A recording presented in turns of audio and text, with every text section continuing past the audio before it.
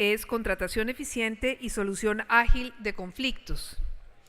Para hemos pedido al señor ministro de Estado, exministro de Estado, Fernando Cepeda, que sea quien se encargue de la moderación. E invitamos tanto a María Margarita Zuleta, directora de la Agencia Nacional de Contratación, como a Adriana Guillén, nuestra directora de la Agencia Nacional de Defensa Jurídica del Estado. La doctora Zuleta tuvo el vuelo de ella que ser desviado a Barranquilla, así que viene por carretera y llegará más adelante. Por favor, un poco de silencio, si son tan amables. Gracias. Quiero recordarles que como en el día de mañana el señor presidente estará acompañándonos, el presidente Santos, voy a pedirles que por favor traigan sus escarapelas y su cédula, porque seguridad de presidencia nos va a pedir, el filtro va a ser fuerte y nos pide siempre esa identificación, si son tan amables para mañana. Entonces, cedo la palabra al señor exministro de Estado, Fernando Cepeda.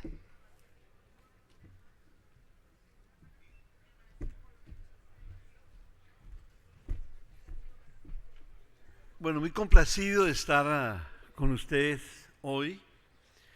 Como saben, el ministro Carrillo no pudo llegar a Cartagena. Conocemos cuáles son los tipos de problemas en que está envuelto el gobierno nacional. La doctora Zuleta, como ha dicho Adriana Eslava, pues está recorriendo la carretera de la cordialidad o la carretera del mar, no sé. Entonces vamos a hacer este panel y yo lo que iba a decir en 3 minutos, como moderador lo voy a ampliar y estoy muy complacido de hacerlo. Ustedes saben que me encanta hablar y decir cosas, de manera que es una excelente oportunidad.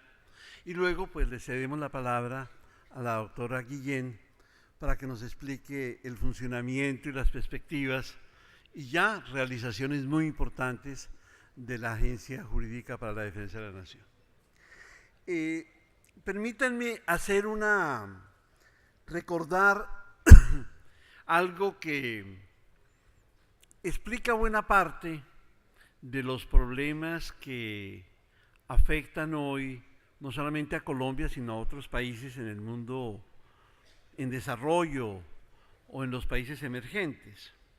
En los años 60, después de la Segunda Guerra Mundial, después de que se crearon las instituciones de Bretton Woods, el Banco Mundial, el Fondo Monetario, y ya en los 60 el Banco Interamericano de Desarrollo, luego la Alianza para el Progreso, pues hubo esta gran preocupación después de la Segunda Guerra de hacer 2 grandes tareas. Una tarea era la reconstrucción de Europa, que había quedado arrasada, semidestruida por la barbaridad de la Segunda Guerra Mundial. Y luego el tema del desarrollo de los países atrasados, en Asia, África, América Latina. De ahí surgieron muchas instituciones, las Naciones Unidas, por supuesto, y claro está, el Banco Mundial, el Fondo Monetario, que son las instituciones gemelas de Bretton Woods.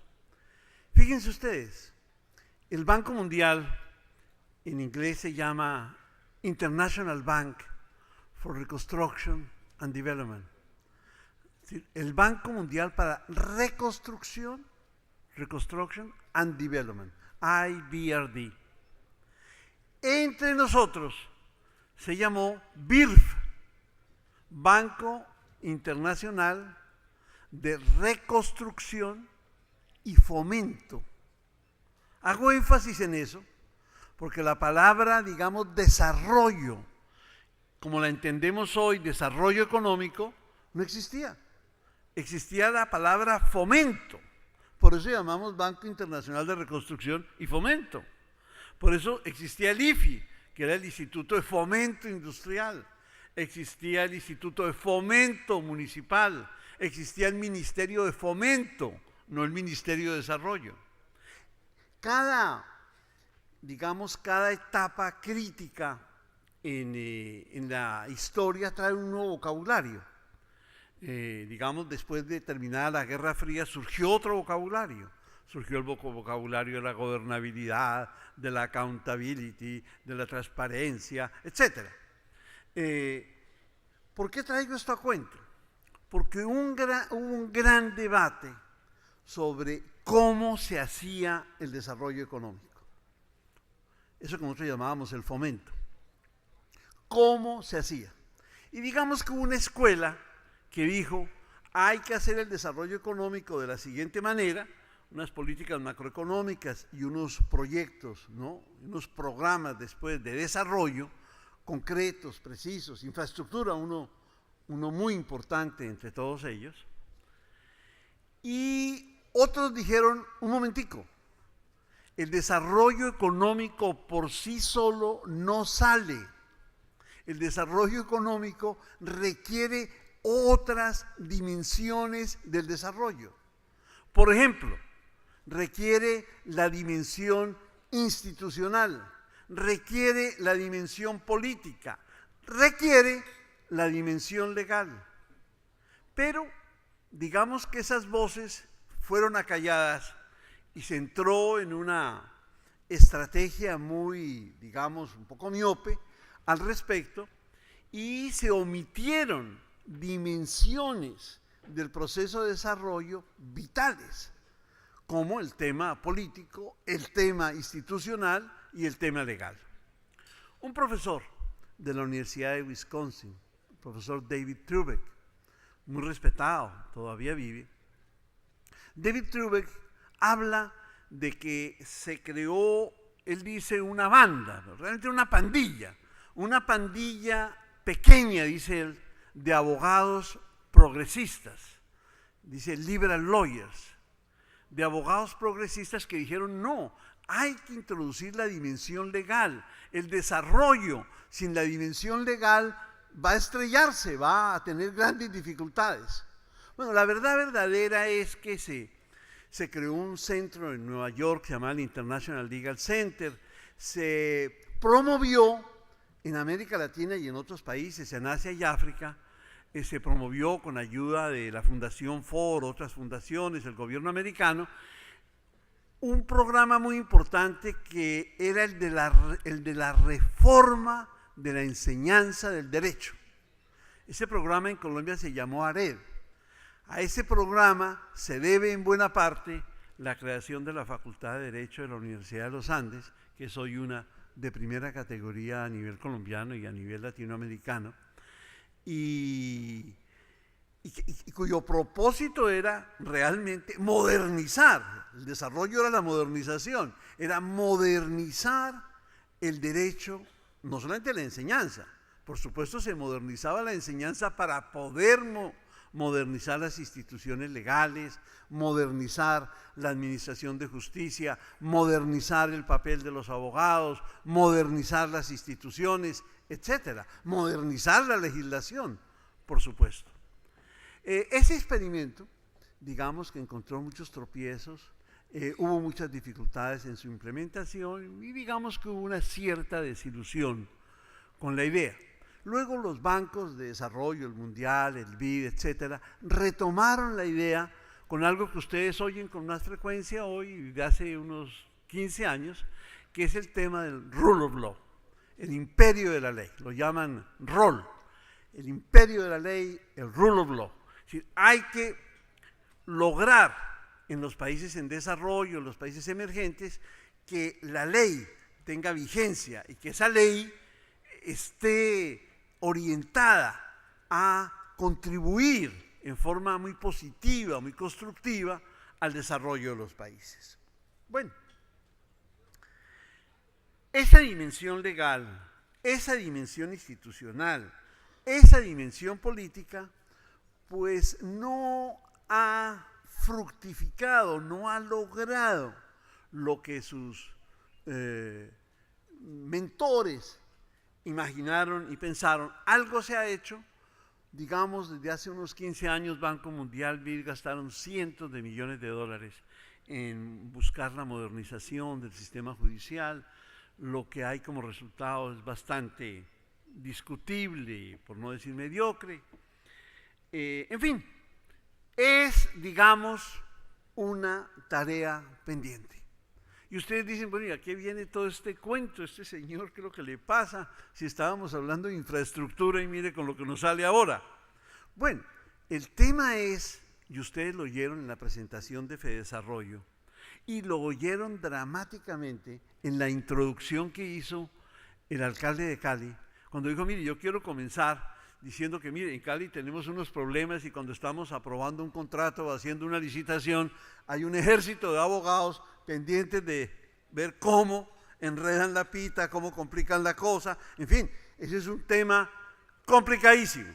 Bueno, es que ahí está este aspecto tan vital de la dimensión legal de una política pública que busque promover la modernización o la construcción de una infraestructura importante en el país.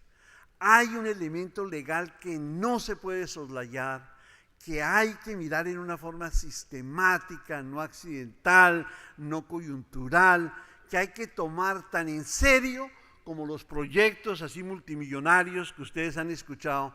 Eso hay que trabajarlo con muchísima seriedad y no siempre se hace, yo diría que no se ha hecho del todo. Entonces, uno podría preguntar legítimamente, ¿cuál ha sido el papel del marco legal en Colombia frente al desarrollo de la infraestructura? ¿Ha sido un marco legal positivo? ¿Ha sido un marco legal negativo? ¿Ha jugado realmente un papel constructivo? Yo creo que todos podríamos afirmar aquí, conociendo más o conociendo menos el sector, que el papel ha sido negativo. Si los problemas legales que ha enfrentado históricamente, que enfrenta hoy el desarrollo de la infraestructura es enorme. Uno podría preguntarse también, se presentaron unos cuadros en el estudio de Fedesarrollo sobre el atraso, y uno podría preguntar, bueno, ¿y en el atraso cuál papel ha jugado el marco legal? Está por verse, está por estudiarse, se debe estudiar con mucha seriedad, porque es un elemento que sin duda ha dificultado la generación de grandes proyectos de infraestructura. Se habló del empeoramiento de la calidad. Bueno, ¿qué papel ha jugado ahí la dimensión legal en favor de la calidad, de asegurarla, de mejorarla, o en propiciar una calidad discutible? Ahí hay elementos legales claves, insisto, que no se pueden pasar por alto. Por supuesto, la dimensión institucional juega un papel también clave, pero hemos visto que en Colombia se han tomado decisiones audaces, importantes, en cambiar el marco institucional. Por eso no me voy a concentrar en el marco institucional, sino muy brevemente en el marco legal simplemente. Se han hecho cosas en el marco legal, sin duda, pero también, sin duda, hay que hacer más, mucho más. Y esto es un llamado a la Agencia Nacional de Infraestructura, al Ministerio del Transporte, al propio Fedesarrollo, en fin, a las instituciones que pueden contribuir a modernizar, a poner a tono el marco legal con las ambiciones que existen con respecto al desarrollo de la infraestructura. Yo voy a recordar y a precisar en algunos casos algunos temas que se mencionaron en el estudio de Fedesarrollo, pero que me temo pasaron así sin que les hubiéramos dado la significación que tiene. Por supuesto está el tema súper conocido de las normas de contratación. Algo de eso creo que iba a mencionar la doctora Zuleta, dejémoslo ahí. Es un tema muy conocido y hemos tenido varios estatutos, se arreglan, se modifican, los problemas no se superan del todo. Se mencionó en el estudio de FEDesarrollo el tema del control posterior, y el director de FEDesarrollo expresó algunas reservas sobre la funcionalidad, sobre en qué medida ese control, como está concebido hoy, ayudaba o generaba problemas y dificultades. Y citó la experiencia chilena y le pidió al presidente Lagos que ratificara un poco que en Chile con la Contraloría se habían logrado algunos entendimientos para manejar el tema de otra manera. También mencionó la experiencia chilena para referirse al tema del aseguramiento y mostró cómo, no obstante la debacle que produjo el terremoto de 2010, gracias a que había un buen sistema de aseguramiento de la infraestructura, se logró reconstruir, dijo, en 6 meses, que parece que estuviera hablando del Japón, una cosa impresionante. Nosotros no hemos podido realmente reconstruir lo que se desbarató.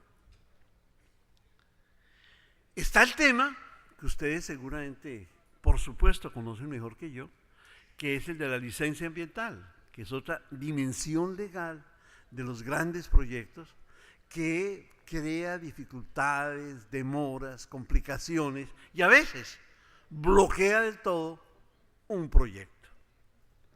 Por supuesto, el de la compra de predios. Sabemos de carreteras que están bloqueadas, que están demoradas, ¿no?, por el tema de predios que están por comprarse o que no se pueden adquirir, y algunas sugerencias hicieron de cómo se podría manejar eso. No me parecieron muy convincentes las sugerencias, pero es un tema central que sabemos genera enormes dificultades para las personas, para las compañías que están involucradas en el tema de construcción de infraestructura. Está el tema importantísimo, además con una relevancia internacional máxima, además con ONGs nacionales e internacionales que están vigilantes sobre su cumplimiento y su cumplimiento cabal, que es el tema del proceso de consulta con indígenas, con comunidades afrodescendientes y en general con las comunidades. Es un tema de una rara complejidad que además tiene en muchos casos, si no en todos, un ingrediente político de muy difícil manejo. En Perú han encontrado algunas fórmulas, digamos que la industria extractiva está en buena parte semicongelada por razón del manejo del proceso de consulta.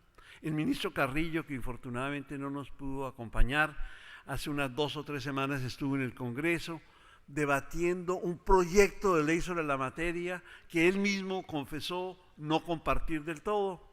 Ya había sido presentado antes de que él fuera ministro. Es algo que debe ser objeto de una revisión, es algo en lo cual ustedes deberían participar, porque se ha tornado también en un tema que en Brasil, en Perú, en Colombia, en todas partes, ha adquirido una particular relevancia, y una relevancia que a veces es, si no casi siempre, negativa. Un tema dificilísimo. Y luego está el tema de los anticipos, que ustedes conocen muy bien y que es también de muy difícil manejo. Yo diría, para resumir esto en 3 palabras, que en este sector de la infraestructura, como en otros sectores de la vida nacional, hay tres perspectivas o 3 mecanismos. Hay el mecanismo de la regulación, que es lo que hace el Estado. Esas son las comisiones regulatorias, en diversos campos: la salud, el agua, los servicios públicos, la energía, las comunicaciones. Bueno, que es un sector que se considera debe manejarse con sentido del Estado y no con sentido del gobierno. Es algo que para los inversionistas extranjeros es clave, saber que hay una comisión regulatoria respetable, seria, técnica, más allá de intereses y de volatilidades de naturaleza política. Eso es vital. Y que haya un proceso regulatorio serio, público, que incluya un proceso de consulta con los interesados y que realmente sea objeto de un refinamiento permanente que se acomode a las necesidades y a las urgencias que van surgiendo. Luego, hay un proceso de desregulación, que es la urgencia de que muchas normas que obstaculizan, que son inútiles, que se prestan para comportamientos corruptos, sean eliminadas, porque constituyen una fuente de dificultad y, peor que eso, de corrupción. Entonces, es otro aspecto clave. Los presidentes a veces hablan de esto, dicen, mire, en lugar de legislar tanto vamos a desregular, vamos a eliminar leyes. Pero claro, es una tarea que requiere un trabajo muy juicioso y costoso y difícil, pero hay que hacerlo. Y luego está el tema de la autorregulación, que es que en este mundo posguerra fría, la autorregulación se ha convertido en un mecanismo muy importante de gestión, de, ustedes quieren, de gobernabilidad de los diversos sectores en la sociedad.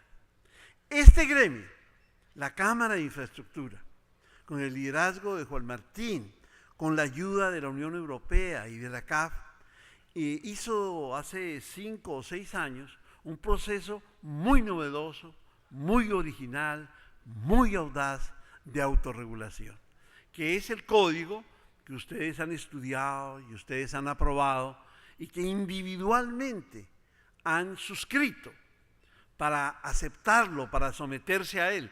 No creo que haya otras cámaras en América Latina que hayan aceptado un riesgo de esta naturaleza, que es que el propio sector se autorregule y que el propio sector tenga un tribunal que haga cumplir esa autorregulación.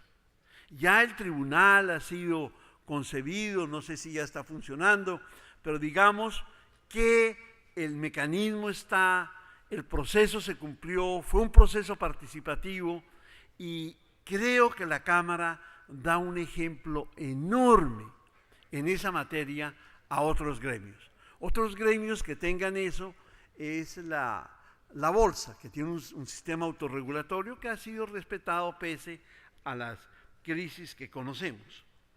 De manera que ahí hay una tarea todavía por profundizar y por poner en marcha que le daría un gran prestigio a esta Cámara y que contribuiría a un proceso de transparencia muy necesario por los problemas que una y otra vez en materia de corrupción afectan a ese sector, no solo en Colombia, sino en el mundo entero. Es un problema global. Y en eso también entra el tema de la formación de jueces, de fiscales, de árbitros para los tribunales de arbitramiento y el tema de la ética, del comportamiento de los abogados. Seguramente la doctora Adriana alguna alusión va a hacer a eso, porque es vital que haya jueces y haya fiscales que entiendan la naturaleza de ese sector, un poco como ocurrió con el sector financiero, que los jueces no estaban formados para entender las complejidades, las sutilezas del sector financiero y, bueno, se pueden cometer grandes injusticias. Yo terminaría llamando la atención sobre el el tema, algo muy complicado que está ocurriendo en Colombia. En Colombia hemos judicializado la política. La política se ha vuelto quién mete a la cárcel a quién denuncia a quién, etc. Y eso ha llevado a la politización de la justicia. Es un fenómeno que es paralelo, muy grave. En Estados Unidos no es que no haya ocurrido eso, por ejemplo. En Estados Unidos hay libros que describen el fenómeno, uno clásico que se llama Politics by Other Means, es decir, el juego político a través de otros medios, medios no meramente políticos, sino estos, por ejemplo, judiciales. Y eso ha llevado también a un fenómeno mucho más complicado. No es que no haya en algunos casos razones para que sea así, pero se ha ido expandiendo aún cuando no es así, que es el fenómeno de criminalización de la política o de los políticos. Muy complicado. No es que no haya razones para eso en algunos casos, pero entendamos que en Colombia, por ejemplo, hay más de 100 congresistas, senadores y representantes sub iudice, más de 57 en la cárcel, y no son figuras que no sean prominentes, y no es que haya casos de injusticia evidente, no, pero digamos que hay un proceso que además se va extendiendo inclusive a casos en que no se justificaría esa criminalización. Sería muy grave, porque ya está ocurriendo, ya es evidente, ustedes conocen los casos, que se judicialice digamos, el negocio de la infraestructura y que eso lleve a una criminalización del tema, porque claro, eso da lugar a una cantidad de fenómenos muy complejos. Yo llamo la atención sobre la urgencia y la necesidad de estar alerta sobre eso, y por eso la importancia, por ejemplo, del mecanismo autorregulatorio de la Cámara de Infraestructura.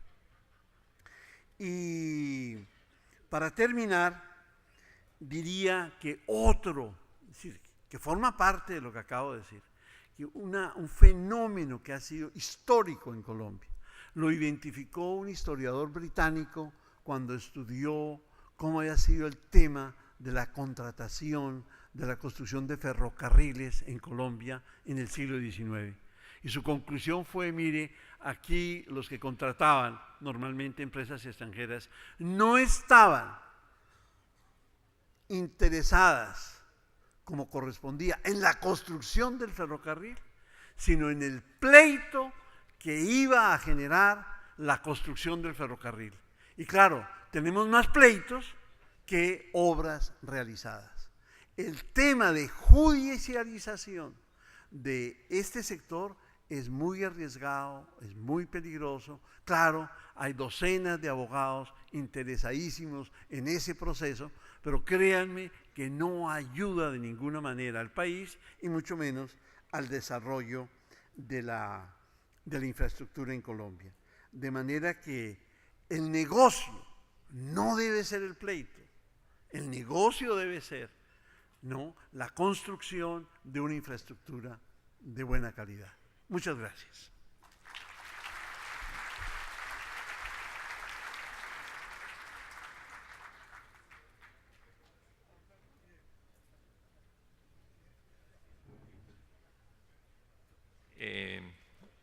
Moderador querido, exministro Fernando Cepeda, Adriana, a ver, noticias no de infraestructuras y no de clima.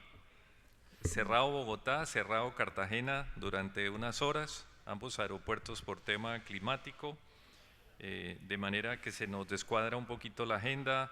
La doctora Zuleta quiere venir más tarde, el doctor Carrillo va a venir mañana con el presidente o un poco antes de llegar el presidente, pero haremos esfuerzos como para acomodar las cosas y tengamos la oportunidad de tenerlos con nosotros.